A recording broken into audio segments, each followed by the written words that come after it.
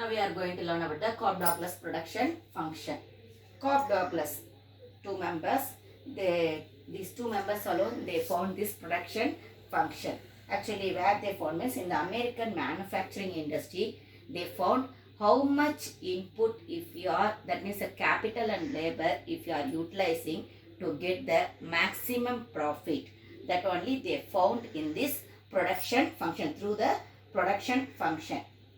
We know it is a linear homogeneous production alone. Okay, homogeneous production, this one linear homogeneous production. That means we are going to utilize only the two type same one of the production only we are going to give. In that one we are going to check only the labor and capital, how much we are utilizing, that only we are going to check in this one. What we learned in the producer's equilibrium, same alone here also. In that one we are saying through the map, isn't it, through the graph we said that through the isocost line and isocont curve, how much we can utilize that in assumption we said that one. But here Cobb-douglas production function, what they are doing in the numerical number, they are explaining how much labor and how much capital if you are utilizing to get the maximum profit. Okay, that only they given in this formula.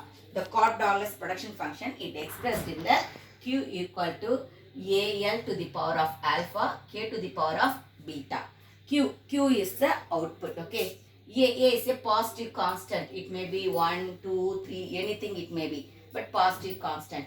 L is the labor and K is the capital.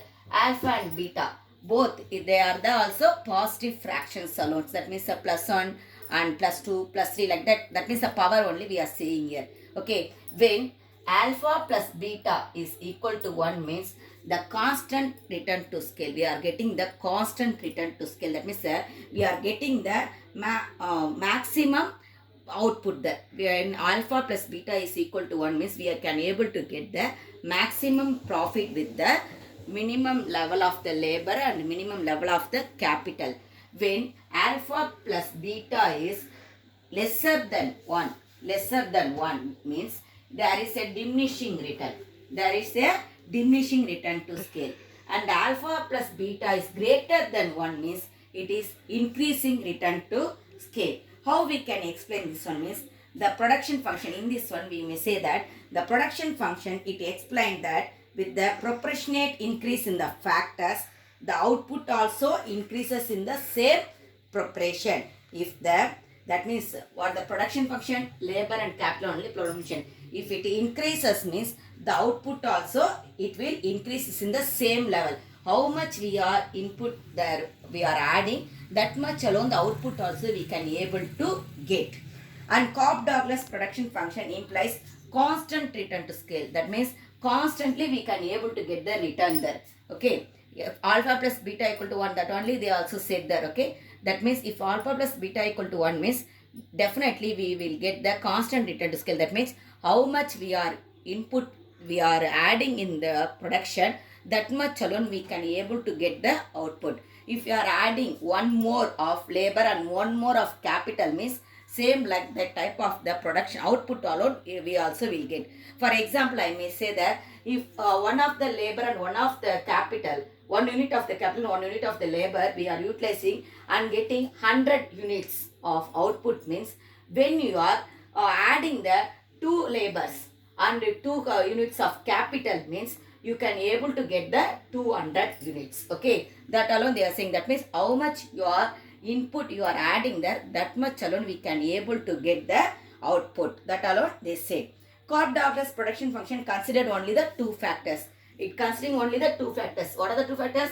Labor and the capital. Actually this function is a specific standard equation applied to describe how much output can be made with the capital and labor inputs. Same, that alone I already explained, isn't it? That what I said, the how much we are input capital and labor we are inputting there, same like that alone we can able to get the output. We can't able to get, that means we can't able to expect for the more, otherwise less, isn't it? How much we are input we are adding there, that much alone we can able to get the output. Actually the relative shares of the labor and capital in total output can also be determined. It is still used in the analysis of economics in modern, developed and stable nation in the world. Mostly modern countries and the developed countries, all the countries, they are utilizing this Cobb-douglas production function to get the maximum output. Already I told labor and capital. Production takes place only when both the factors are employed. Labor contributes 3/4 of production and capital 1/4. Okay. How much here should be there? Labor should be the labor. It should be the 3/4 and capital it should be the 1/4 to get the constant return to scale. To get the constant return to scale. 3/4 plus 1/4 equal to 1, isn't it? That means alpha plus beta equal to 1 means what we are getting the constant return. That means constantly we will get the return to scale. The elasticity of substitution between the factor is equal to 1. These factors, it will be equal to 1. Okay. Thank you, kids.